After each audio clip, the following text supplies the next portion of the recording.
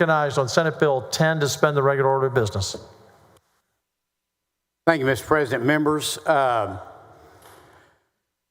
few documents, very few documents in the history of Western civilization, and even more so in American history, have had a larger impact on our moral code and our legal code and just our culture than the 10 Commandments. And that's why for 200 years, actually over 200 years, the 10 Commandments were prominently displayed in public buildings and in public schools across the nation. And that continued, and in fact, there are over 10 representations of the 10 Commandments still posted today in Washington, D.C., one of which is in the U.S. Supreme Court. You shut the doors to the Supreme Court when they're in session, and on the back of those doors, like right there, you see the 10 Commandments. And in fact, on the north end of this Capitol building is a display, a monument of the 10 Commandments. They remained in public schools, which is the subject here today, until 1980. And in 1980, in a case called Stone v. Graham, which was in Kentucky, the U.S. Supreme Court ruled that the 10 Commandments could no longer be displayed in public buildings and specifically in public schools. And they based that decision, the Supreme Court, on a case called Lemon v. Kurtzman, which had been in 1971, which established what became known as the Lemon Test for religious liberties. And it was an errant test, but unfortunately remained the precedent ruling of the land in 1980. They based the striking of the 10 Commandments in public schools, and they were removed in public schools across Texas and across the country. And then in 2022, the law took a turn in the right direction. In 2022, the Coach Kennedy case, Kennedy versus Bremerton ISD. In that case, where Coach Kennedy had knelt to pray on the football field, in that case, as it got up to the Supreme Court struck the Lemon Test, removed it from precedent, removed it from authority. And so because of that, we can today put the 10 Commandments back in our public school classrooms in Texas. And that's simply what SB10 does. SB10 would require Texas public elementary and secondary schools to display the 10 Commandments in each classroom. At present, Texas public schools have no such requirement. SB10 is similar to the bill that we passed out last session out of this body with a strong majority, with one significant difference. SB10 clarifies that a public school is not required to purchase displays using district funds. Now, Louisiana has passed a 10 Commandment statute, and 14 other states, in addition to Texas, have similar bills proposed. I think it's time for Texas to pass SB 10 to bring back the historical tradition of recognizing our national heritage and to help eliminate out-of-date legal thinking that's still active from the 1970s Establishment Clause jurisprudence, which was recently overturned. The test today is not the Lemon Test. The test today is whether a document such as the 10 Commandments is part of our American history and tradition and is part of our Texas history and tradition. And again, you have a hard time finding any document which has had a greater influence on our legal and moral code in America and in Texas and really the whole Western civilization. And so with that, I would move to suspend the regular order of business. Senator Swertner, you're recognized. Thank you, Mr. President. Thank you, Senator King, for bringing this bill forward. You mentioned the test that is currently utilized for whether or not a display is appropriate, and I think you said it was that it would correlate and be affirmed by American history or tradition. And I think you also mentioned about the Supreme Court, and I was hoping you might, if you have any other examples, Senator, expand on the various areas of our nation's capital in D.C. where the Ten Commandments are displayed. Well, I actually have a 14-page document of examples of displays and statements. You know, specifically with regard to school, it's interesting. For 150 years, Ten Commandments were in the most prominent readers, such as the McGuffey reader in the United States. And actually, I was looking at a list of test questions that were out of those readers about the Ten Commandments. It's interesting, too, some of the quotes. President John Adams said, "If thou shalt not covet," which is Exodus 17, of course, which is out of the Ten Commandments, "then thou shalt not steal," Exodus 20:15, "were not commandments of heaven. They must be made inviolable precepts in every society before it can be civilized or made free." That was John Adams, and we'd had some questions about his positions in the last debate.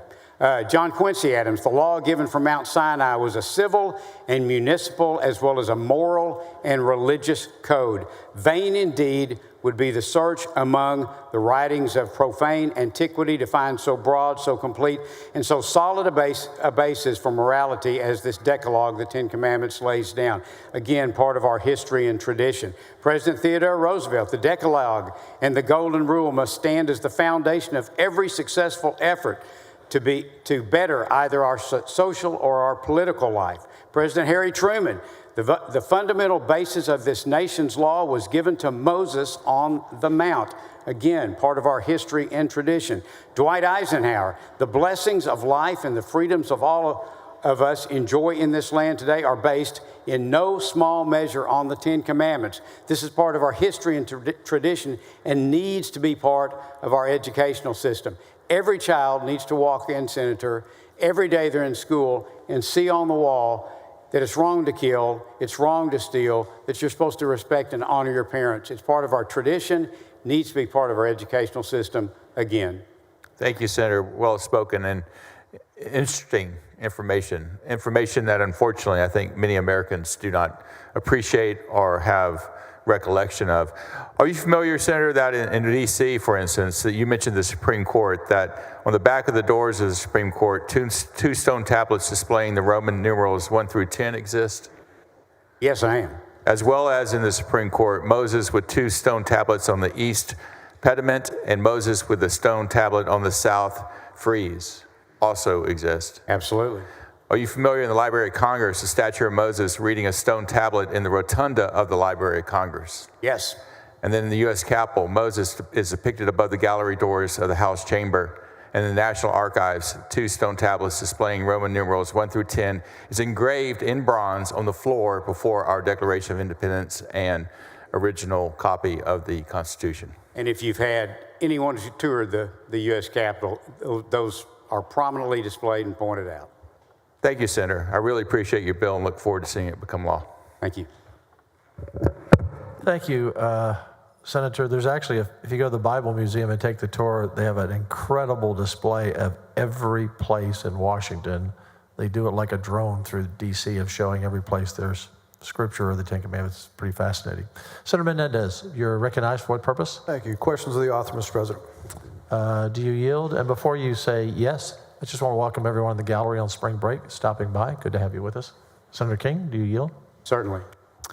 Thank you very much, Mr. President. Thank you, Senator King. Senator King, we've had a lot of discussion about this. One of the questions that I have, you mentioned in your layout that you would envision the schools not using any funds of their schools, that they would have these donated. So if you envision these materials to be donated to the schools, Does that mean people have these posters printed, come up to the school and hand them to them? How do you envision, for safety purposes, let's say an organization, a church gets together and says, there's a number of schools in our area, let's raise some money. Is there anything in your bill that would help us maintain security at individual campuses? Because campuses currently, you go and you have to present your driver's license and you have to explain why you're there. And, they're busy doing a lot of things and they're short-staffed. Would you considered, would it be easier if we drop these off at the district, headquarters and say, these are meant for your schools, and then they would determine which schools had them and didn't have them, because the law is going to be that every classroom, if the bill passes, every classroom must have them. So if your bill passes, they must have them. This would solve a problem for the school district if people were delivering them to a central location. What are your thoughts on that? Well, let me back it up to the very beginning of your statement.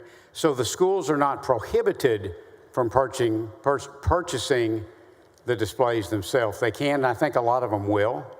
We do prescribe what it has to say, the size, the dimensions. We actually use the exact wording that was on the 10 Commandments on display in the Kentucky schools that Stone v. Graham addressed, but we more importantly use the exact language as well as what's on the monument on the Capitol grounds of this Capitol.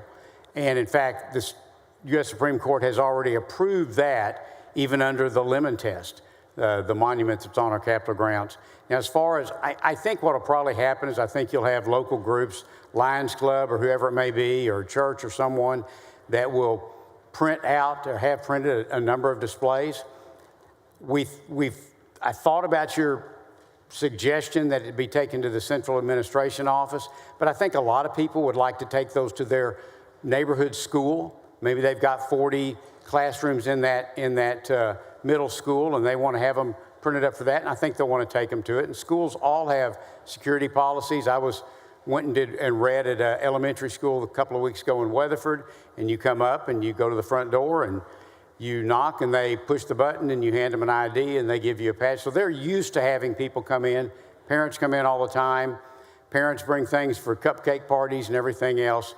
I think if someone comes in with 50, a small stack of 16 by however inch displays, it's not going to be difficult for the school to deal with. I do think it would be an inconvenience for them to have to go to the administrative office and then just talk about which school it goes to. So I'd rather it be the decision of whoever is the donor as to what school they would go to. That's fine. The 10 Commandments, you mentioned that you're using the exact same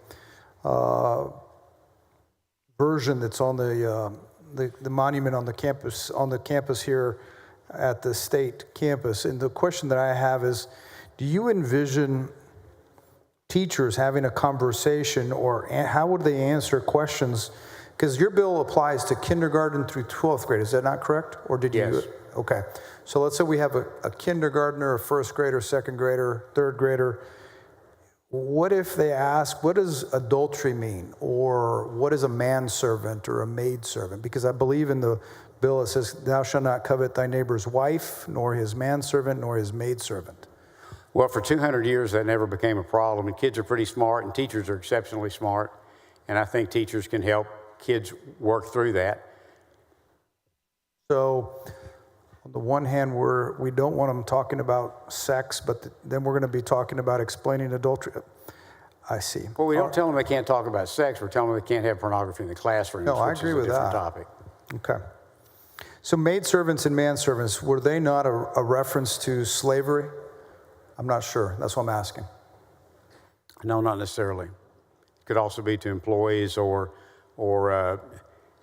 particularly at the time they were written, you had servants. Obviously, there were some slaves as well, but they also had people that were kind of indentured servants that were temporarily working to work off different commitments, things of that nature.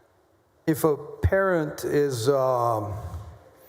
doesn't share beliefs that they would adhere to the 10 Commandments, do they have any relief, or do their children have any relief under your bill? Or is the bill just going to be in every classroom and everybody gets to see them. You know, I've never met, and I've talked to a lot of people about this, I've never met a Christian, never met a Muslim, never met anybody who thought that their kids shouldn't read every day in the classroom, don't steal, don't lie, don't kill, respect your parents.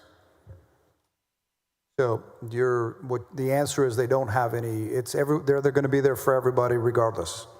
Well, I mean, which one of the 10 Commandments would you think a parent would object to? I guess where I'm confused. I think that some parents might think it might be too early, kindergarten, first grade, second grade, to try to talk about adultery or talk about manservants or maidservants. Maybe I think they'd like to be able to explain that themselves. You know, for our children, they learn the 10 Commandments very early, and adultery was talked about in terms of faithfulness and love in a family. Very easy. Very good. Very good. Thank you. Thank you for taking my question. Senator Gutierrez, what purpose? Will the gentleman yield for a few questions? You yield? Absolutely. Thank you, Mr. President, and thank you, Senator. Senator, the Establishment Clause prohibits the government from establishing a religion or favoring one religion over another, correct? Basically, yeah. Basically, okay. The Establishment Clause simply says that government shall not establish a religion. As you know, as they'd come out of England and other areas of Europe, and actually other areas around the world, there were government-sanctioned sects, government-sanctioned religions, even within Christianity, of course, coming out of the Church of England. That's right, the King of England. And so the intent was that American government, the federal government, would never be able to establish a state religion over the colonies. That's right, because I think you just said it. The King of England persecuted people not just because they weren't following his laws, because in his mind, they may not have been following the laws of God. Well, the First Amendment Establishment Clause, and then there's the Free Exercise Clause. And the Establishment Clause simply said that government could not ordain and establish a specific religion. Do Hindus believe that Moses brought down the 10 Commandments? I don't know. I would presume many of them do, and many of them may not. Okay. There's 400,000 Hindus in Texas. But I can tell you, every Hindu parent, I presume, would want their child to see every day, don't steal, lie, don't kill. I don't presume anything. I'm here to make laws, not make presumptions. Do Sikhs believe that in the 10 Commandments in Texas? I don't know. Now, what do you mean by believe in the 10 Commandments? I'm sorry. Do Muslims believe that the 10 Commandments were brought down by God? I think almost everybody that comes from Western civilization would recognize the history of the 10 Commandments and how that has fit into moral codes throughout the last couple of thousands of years. That wasn't responsive to my question. Well, I'm not trying to argue with you. I'm just trying to say that I would think that if a Hindu or anyone in any religion has studied world history, they have probably studied the significance of the 10 Commandments, as well as other moral and religious codes. Well, like I said, I don't make presumptions. Do Buddhists, to your knowledge, believe in the 10 Commandments? I don't know if they, and again, I would suspect they agree with the precepts of the 10 Commandments. I would expect they agree with the history and tradition of those in the United States if they have studied that. You talk about history and about the history of the United States. You mentioned Adams. Who signs treaties with other countries? Well, the president enters into treaties, and then the Senate affirms those treaties. Senate ratifies them, right? Ratifies. Thank you. That's the word. Yes, sir. John Adams was a founding father. You mentioned him earlier, correct? He was. All right. And I think you cited some letter or something that he wrote to somebody, correct? He was very, very prominent in his Christian beliefs. Okay. Well, you heard me read a letter earlier that he sent out to a nephew talking about religion, correct? I heard you read that, yes. Okay. Are you familiar with the Treaty of Tripoli? Yes, with the Barbary Pirates. That's right. It was signed by second President of the United States, John Adams. Not to be confused with John Quincy Adams. John Adams. You familiar with it? Yes, but I was thinking, I may be wrong, but I thought that was Thomas Jefferson No, that signed John the Adams. the Treaty of Tripoli. Article 11, treaty that he signed, as the government of the United States of America is not in any sense founded on the Christian religion, as it has in itself no character of enmity against the laws, religion, or tranquility of Muslims. Mussulman is what he said, but Muslims. Well, that came out of the fact that in their negotiations with the Muslim nations that were really more tribes at that time and that were seizing American ships, they were justifying it under their current interpretation of what the Quran said. Right. And part of it became a discussion of Christianity versus Muslim, and there were discussions of whether or not American, being a Christian nation, could ever be at peace or in agreement with the Muslim nations. And if I recall, that's why that was put in that treaty. Well, I wasn't there either, so who knows? I'm sorry, it's been a long time since I studied the... But it's in the treaty where a president says that our country is not based on any Christian religion. Would you read the clause again? Absolutely, I will.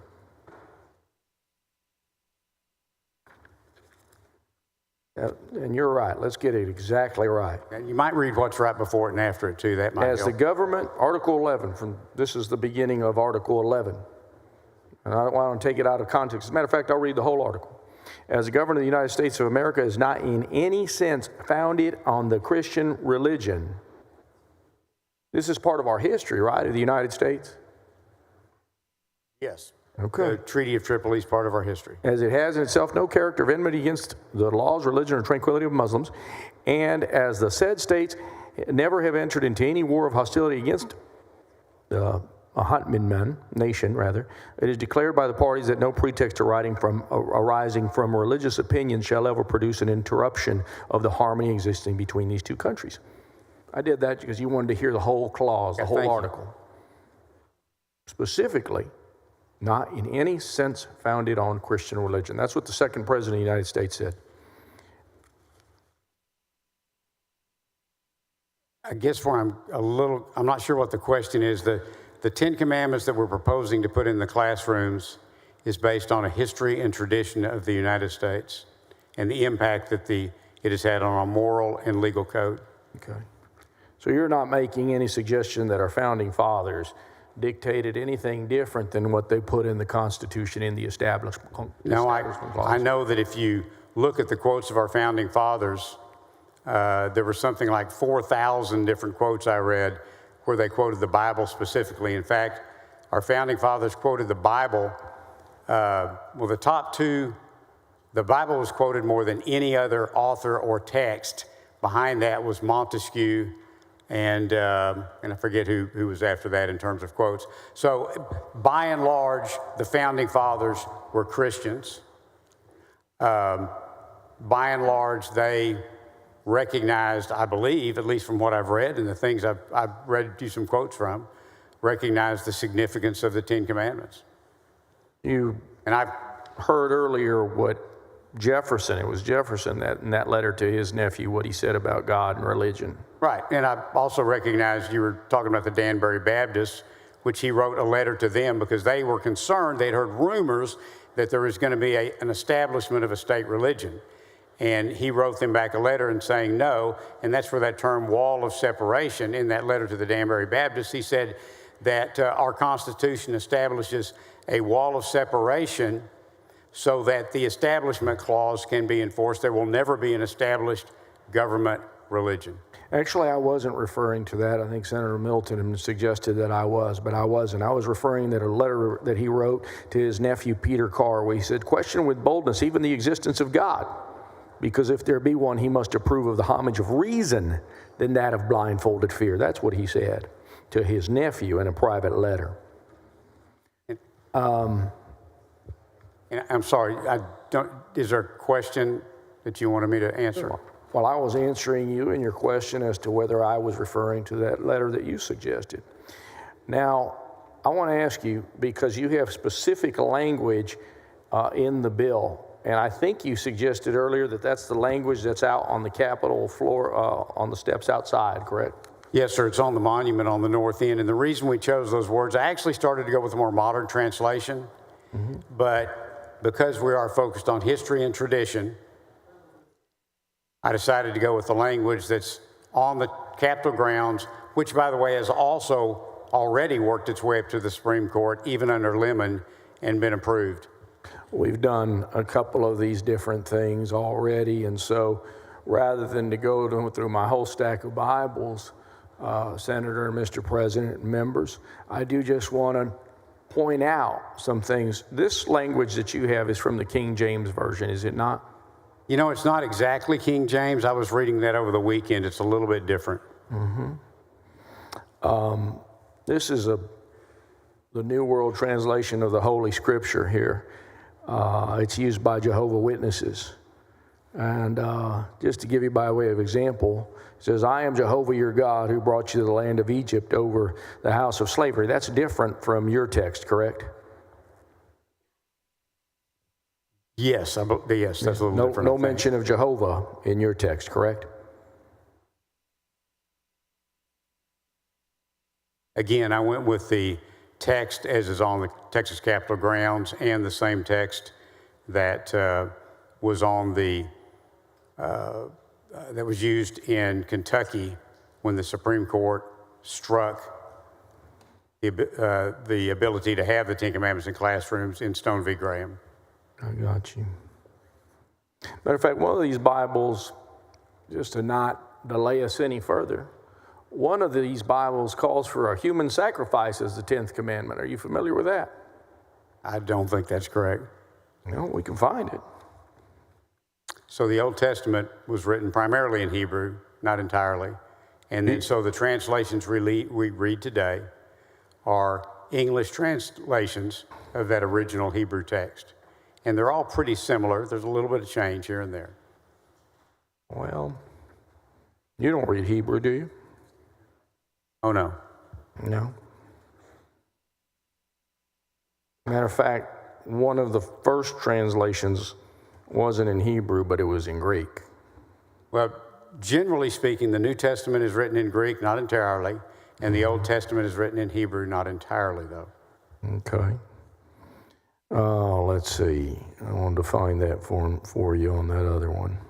Here we go. The Samaritan Pentateuch. You didn't refer to that particular Bible, did you? All right, that discusses the 10th commandment. It causes the 10th commandment demands a sacrifice to God. We're not using that one in this bill, right? That is not in this bill. All right, fair enough. Mr. President, I don't want to overburden the members. We're going through a stack of Bibles, but I do have two more questions, if you don't mind, Mr. President. ISDs receive money from the state of Texas. I'm sorry, could you repeat that? Independent school districts receive money from the state of Texas, correct? Yes, sir, they do. And charter schools are wholly state funded, correct? Yes. Would you agree with me that this bill, and you suggested this earlier, authorizes the purchase of 10 Commandment posters using public money? Doesn't require it. It doesn't prohibit it either. Doesn't prohibit it. All right, very good. Mr. President, I rise to bring a point of order in that this bill violates Article 1, Section 7 of the Texas Constitution. Bring your point of order forward.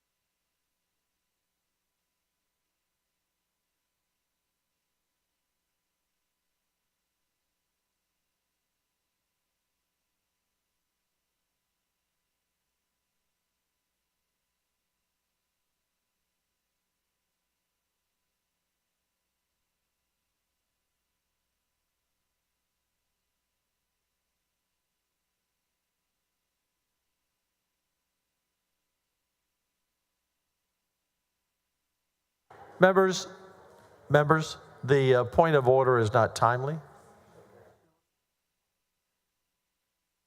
as the bill is not before the body. And Senator Gutierrez, you know, when people come in the gallery, and I know when people watch what, you know, whether it's Congress or here, they're wondering, what did they all talk about? I simply said, if I had known it was your anniversary, I would have bought you and your wife a long lunch today. That's all I said. I just want to let you know.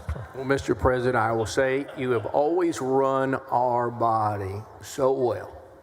Thank you. Really, I mean that. Thank you, Senator. We may not always disagree, but you run it very well. We all get along at the end of the day. Just disagree in parts of it. Senator Johnson, what purpose? Questions of the bill author? Do you yield? Certainly. Senator King, You're recognized. you mentioned that the principles of theft, murder, bearing false witness, etc., those are fundamental, and you commented that every parent should be comfortable. Yeah, it's hard to hear in here. Members, we need a little order over there, especially with the author right near your desk. Go ahead. Thank you, Mr. President. Senator King, you're not representing that the concepts of it being wrong to murder and wrong to steal and wrong to bear false witness are unique to the Judeo-Christian tradition, are you? No, not at all. No, it's common to every religion, every non-religion, every society on earth has held those values and holds those values, correct? Well, I wouldn't say that. I mean, we look at Hamas and what they did to Israel and October 7th and so many other examples of terrible atrocities where there's cultures that have no regard for human life. But bad things have happened in every country, England, the United States, but generally those are not uniquely Judeo-Christian principles. I guess we could just leave it at that. We agree there?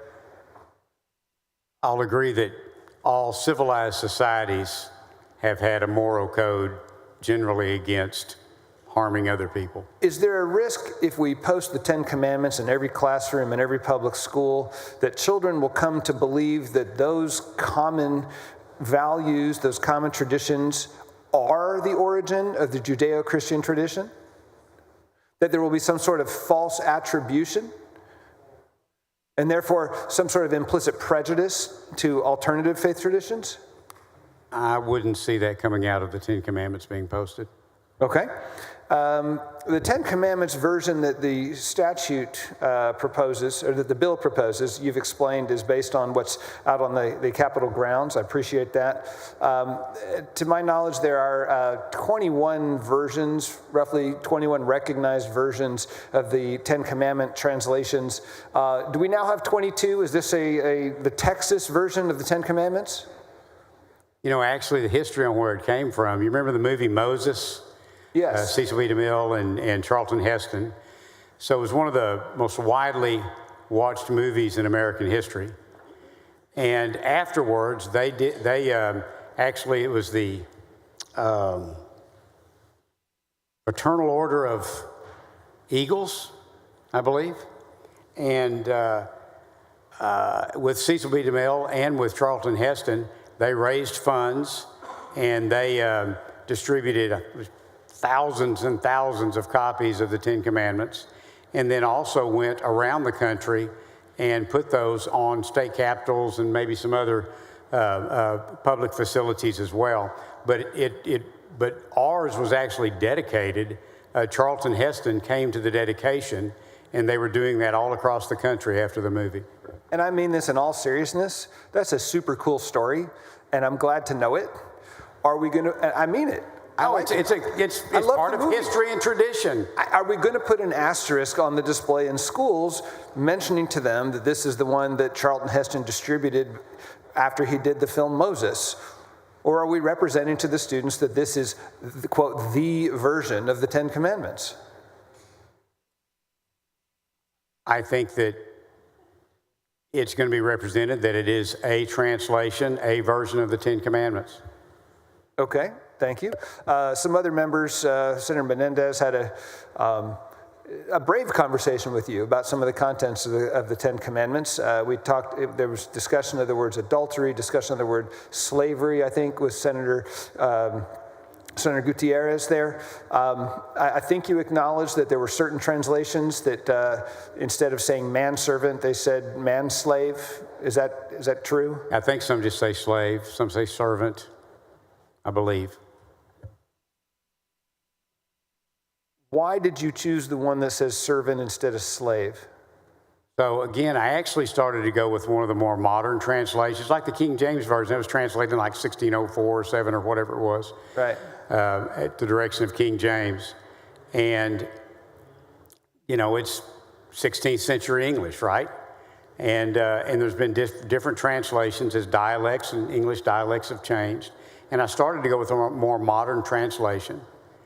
But again, I also was trying to reflect the history and tradition and the impact that the Ten Commandments have had on Western civilization and particularly American jurisprudence, American moral code, just our culture. And so I decided to go with the language that had already been tested in the courts and up before the courts. And again, we had the unique situation of we have a monument of the Ten Commandments on the Texas Capitol grounds. So you've imbued a historical document with meaning and context from our experience today. Is that fair to say? Sorry, could you repeat that? You have imbued a historical document with meaning derived from the context of our lives today. I'm not sure I understand. I'm totally setting a trap for you. This is exactly what our Supreme Court Justice That's why said. I'm not understanding the question. I apologize. Well, okay, so I'll lay it out a little more thoroughly. There is more than one translation of the Ten Commandments. Some people interpret the words to be manservant, others say it's slaves. You've even gone so far as to say it could be employees, right? Because that's based on our experience today. It's consistent with our Texas history. Someone who's in a subservient position to another. Right. So you're actually interpreting this text in a way that our Supreme Court Justice said we should never do with the U.S. Constitution. I'm not interpreting the text. I'm simply taking the text that was on the Kentucky monument, taking the text that is on the Texas monument, which has already been approved by the U.S. Supreme Court, and putting it on into the bill. Those texts don't say employee, do they? Well, nowhere in it do I have any definitions. Well, I am suggesting that you're interpreting a historical document, making it a living document, which actually I applaud. I think we ought to be thinking about our Constitution in that respect. But since we're going to interpret things, I think we sometimes have to look at the literal words of an ancient text and give it meaning in our current context. So when it says, for example, thou shalt not covet thy neighbor's wife, I suppose the same prohibition applies to husbands. Thou shalt not covet thy neighbor's husband, or is that an exception? I think it'd be great if in the classroom, maybe a better example, if a student asks, what is a manservant or a maidservant? It's a wonderful opportunity for that teacher to talk about the evils of slavery and the difference between servitude and slavery. And I think it opens the door for that for teachers wonderfully. Honestly, I couldn't agree more. Right? If it talks about thou shalt not covet thy neighbor's wife, and somebody wants to know, can you covet thy neighbor's husband? What if it's two men? You could have a discussion about same-sex relations in the classroom, perhaps. I'm not going there. I'm sorry. Well, I did, and I just wondered, I have a bill that gets rid of gender references in our marital statutes. Can we interpret wife, those? And it's going to be, I guess that teacher's going to have to deal with what a husband and a wife is. I think most of them would say male and female. Okay. And that's what our governor has recently, the president's recently declared, male and female. And I think that, there's no perfect answer to everything, but I think when the children go into that classroom, I think our kids are crying out for moral clarity, crying out for it. And I think it's so important for them to walk in and see something that has been part of our tradition and been part of our history for as far back as they'll read, almost as far back as they'll read in studying world history, and to see how that went through the ages, and here it is today in a Texas classroom, and yes, it is wrong to steal, and it is wrong to kill, and you are to respect your parents, and et cetera, et cetera. And should they see that in trig class? In trig class? Trigonometry. And should the trigonometry teacher engage in a conversation with the students about the meaning of the Ten Commandments? Well, I hope it will also, encourage those kids to respect their teachers, and that's important in every That in there? classroom. Is that in the list of 10? No, but it is a moral code. It's about rules and ethics and how we behave in a civilized society, and that certainly translates into the classroom, I would think. Well, Senator King, I think you and I probably disagree, agree fundamentally that people are searching for more moral clarity, that these questions about the Ten Commandments, religious texts, other moral questions are things that should be discussed in school, but for them to be displayed in a single document that diverges from even Christian faiths and Judeo-Christian faith and Jewish faiths in every classroom is probably not the right vehicle unless we are going to have a religious instruction course, a course in comparative religions in every classroom. Then it might be a fantastic document. Or origins of the American Constitution, and you could reference back to the Ten Commandments and its effects on the thoughts of our founders. All that would be fantastic. But to be placed in every single classroom, I think is not the proper vehicle, and I'll save the rest of this for a statement on the bill. I appreciate your vision and your intentions here. I just think we're going about it the wrong way. Thank you.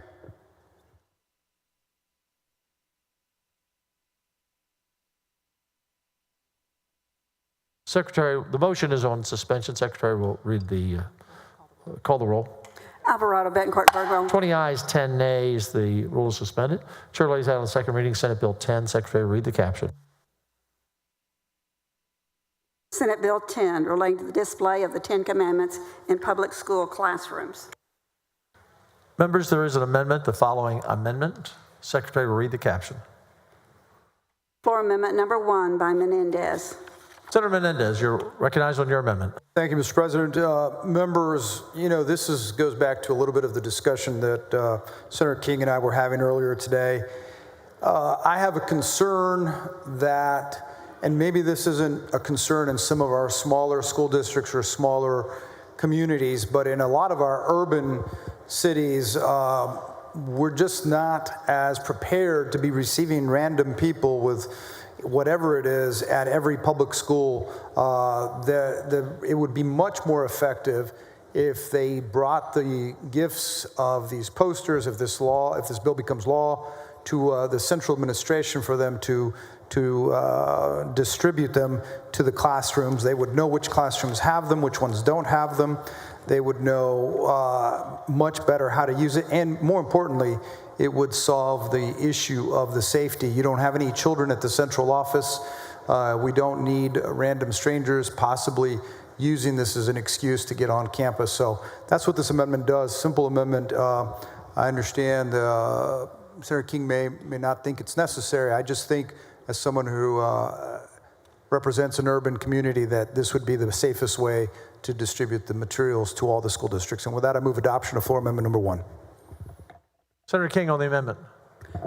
And I appreciate the intent. I just think that schools deal every day with parents coming in, others coming in. They have security measures in place. I'd like for people to be able to have these printed up and taken and donated to the local elementary school. And maybe a PTA wants to do it. Who knows what?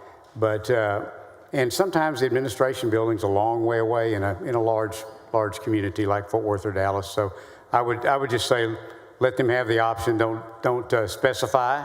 And frankly, there's nothing in here that stops the school district from putting out a notice that we would like all of these delivered to the administration building, and I'm sure people would comply with that. Secretary will call the roll. Alvarado, Betancourt, Birdwell, Campbell. 10 ayes, 20 nays. The amendment fails. Members, the following amendment.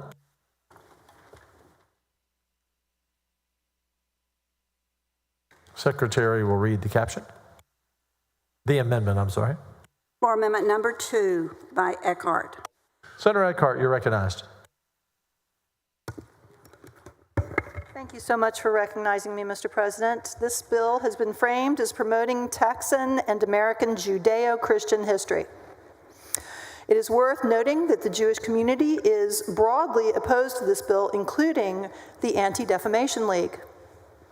Aside from our Jewish neighbors seeing this bill as an encroachment on the separation of church and state, many have noted that Jewish and Christian traditions have different translations of this Hebrew text, Moses, of course, being of the Hebrew tradition.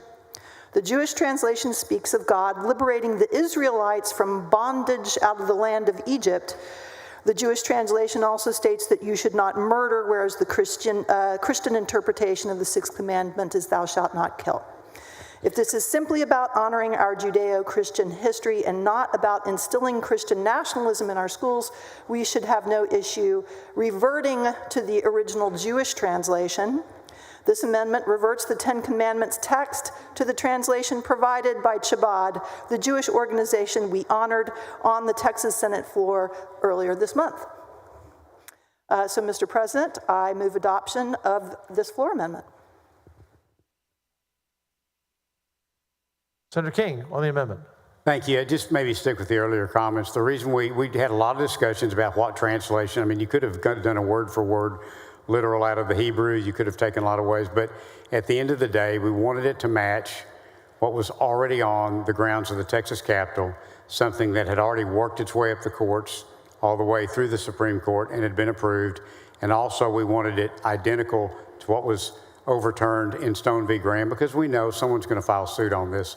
So I would gracefully oppose the motion.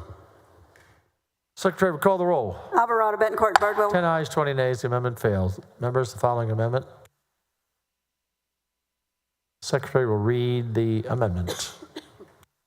Floor amendment number 3 by Eckhart. Let me wait a moment till everyone has it.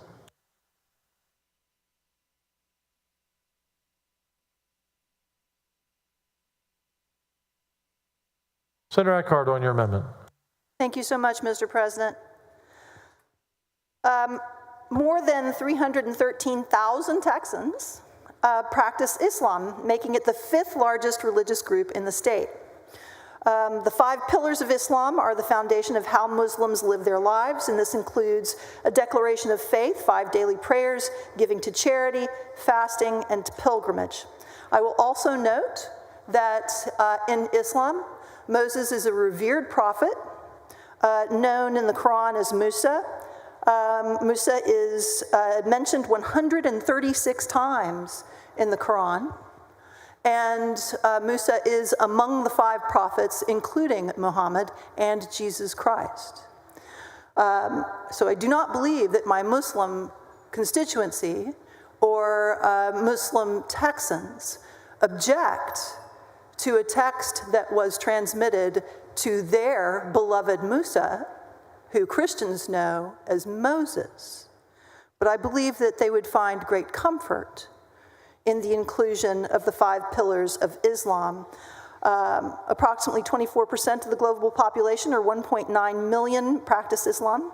By educating Texas students on the basics of this world religion and others, we ensure that our students can become global citizens and educated policymakers and professionals. And I'm sure, of course, that in our Judeo-Christian tradition, we would not object to an exhortation to faith, prayer, giving to charity, fasting, and pilgrimage, which are the 5 pillars of Islam. And so I offer this amendment. Senator King on the amendment. And thank you for the amendment. I'll gracefully oppose it, try to gracefully oppose it. Again, we're talking about American and Texas history and tradition. You can go back through the history books. We read some of the quotes of some of the founders have been read here today, of many of our presidents discussing the 10 Commandments. The 10 Commandments were in public schools for over 200 years until they were forcibly removed by order of court.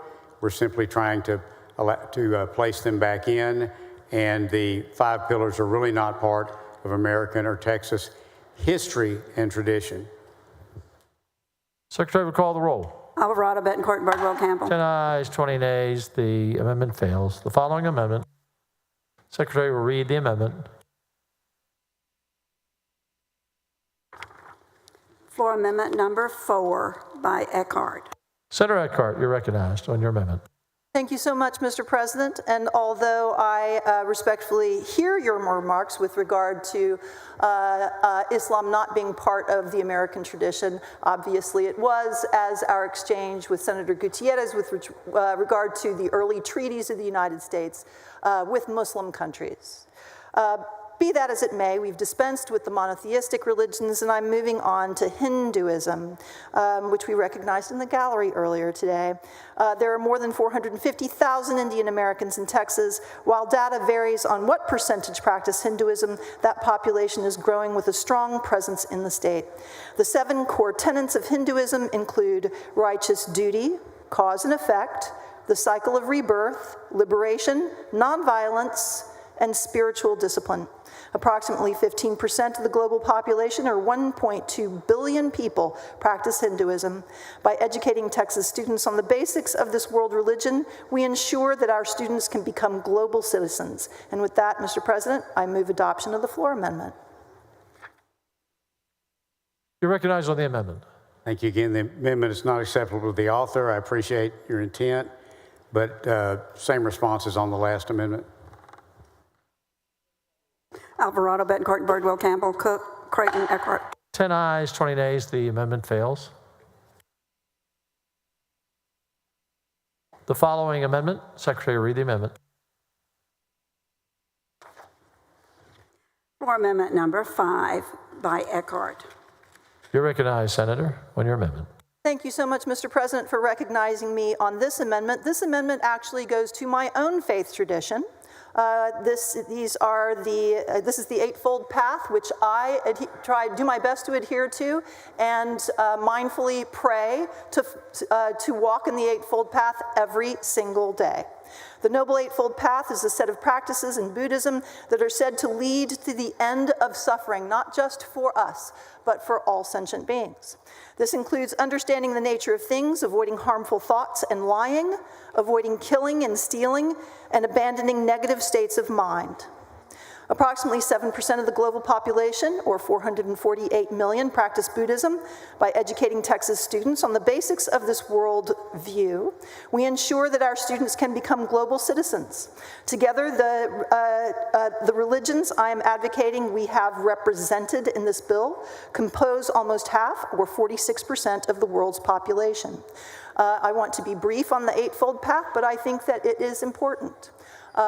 Through sharing, clarity, intention, effort, right speech, right action, right livelihood, the hospitality of all religions, being attentive and also discerning in our actions, we will wake up and thereby understand one another, sharing compassion, and relieving each other's suffering. So with that, I move the inclusion of the Eightfold Path along with the 10 Commandments. Senator King on the amendment.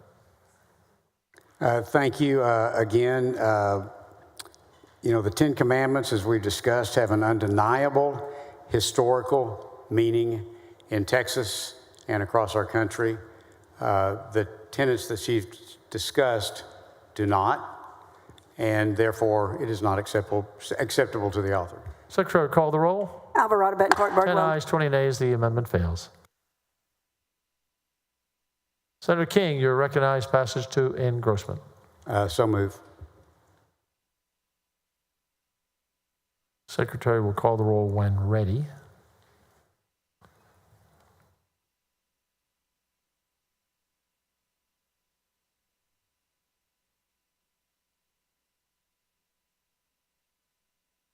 Alvarado, Betancourt, Birdwell, Campbell.